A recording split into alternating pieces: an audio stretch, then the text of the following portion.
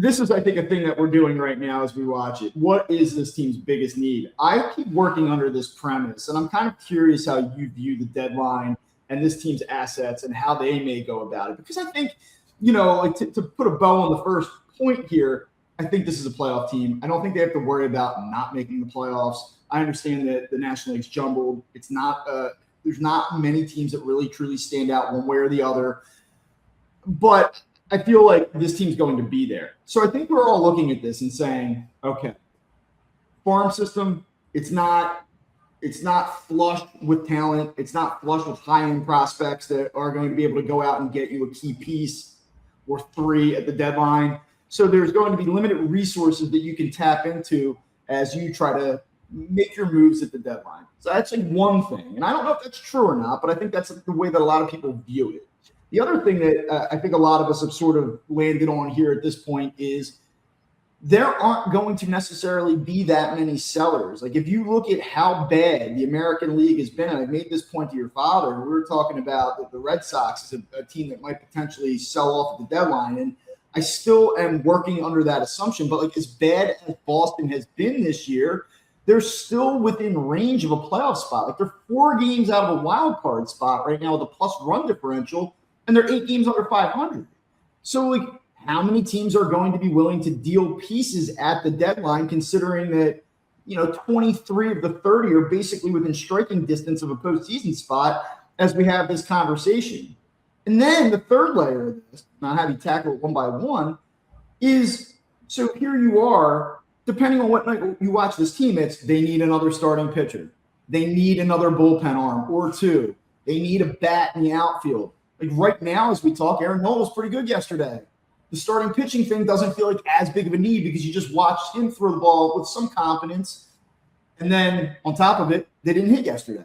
So like when you step back and you just take a deep breath and let all this dust settle, like, how do you view the deadline and what the Phillies should do, what they're likely to do? I think that they need to not look at it based on what's happening around the league. They need to look at it about where their team is at and where their opportunities are going to come in the next coming years.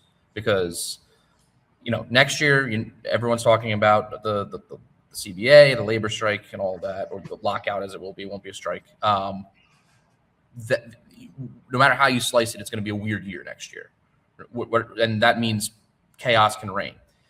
So you can kind of write off next year. And then by 2028, you look at this team and you look at these contracts and you look at these ages and you're like, oh boy. And you have to be able to look at that in the mirror and say, we have to go for it. We have no choice but to go for it. And yes, the market's going to be smaller because there's more teams in the picture, but that means that you have to be comfortable giving up these prospects at this point because you're going to have to restart the farm anyways because the farm's not any good. What difference does it make if you trade off the couple pieces you have to try and get your chance in this very short window that you now exist in? So they have to go out and get a bat first and foremost, like was mentioned in the comment. That's the biggest need, a right-handed bat more than anything. Let me ask you this. So if the idea is they have to go for it, it's because of the ages, because of the window. And like these are all things that obviously people have talked about leading up to this moment. What does that look like? What does going for it mean? Does that mean that they call a team and say, look, you have an asset that we think can put us over the top. What do you want? We will do it. Like what does that look like? And what does that look like in terms of prospect capital? What does that look like in terms of the volume of trades? Like what I keep wondering is if they make a decision internally to say, like, we have to be all in, we do think that we can win it. Let's put our money where our mouths are. Like we said last year, hey, look, we outscored the Dodgers in that series. We could have won it. It could have gone either way. We have an opportunity to make good on that this year and rebound. Is that opportunity there to be all in? Like, is there a world where you exit the deadline and you're like, we went out and we got that bad. We went out and we got a killer in the back of our bullpen. And like, we're going to go win this thing now. Like, that's what I keep wondering. Like, will this opportunity even present itself to them? You have to find it because you as you mentioned earlier, with all these other teams that are in the National League picture that in theory could catch the Phillies and knock them out of the playoffs, they're young. and they're coming. These teams are they've been building for years, and sure, they're in smaller markets, a lot of them. So who knows if they're able to pay and keep all these guys. But in a year's time, in 2 years' time, they're going to be the better team. They're going to be on paper. They just need to add a couple other pieces to their total franchise picture. So if you're the Phillies, you have to seize that moment. And there's only a couple teams that are going to be selling, so there's only a couple opportunities here. But that means that when you talk to a team, you don't say, "Oh, you can have the pick of the lot." You still got to negotiate, but that means that no prospect's untouchable, none of them. Like you can't hold these close to chest because you don't know where you're going to be in 2 years, because you don't know what the health of your team's going to be in 2 years, and you're not going to spend money in 2 years. You know that's not going to happen. Is there any the counter argument to that is because there's such uncertainty and because they are so old and because they are so expensive, do you hedge? Like, do you say, like, look, this team's pretty good.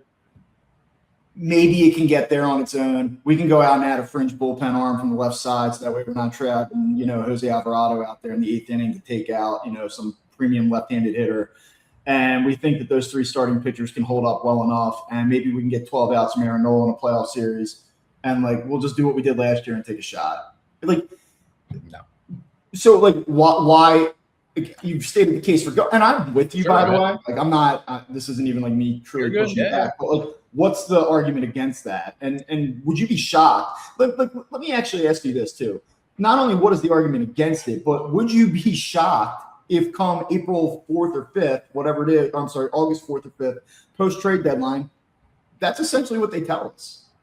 I would be shocked because the reason being is that, I don't think that they're the front office's jobs are on the chopping block or anything like that.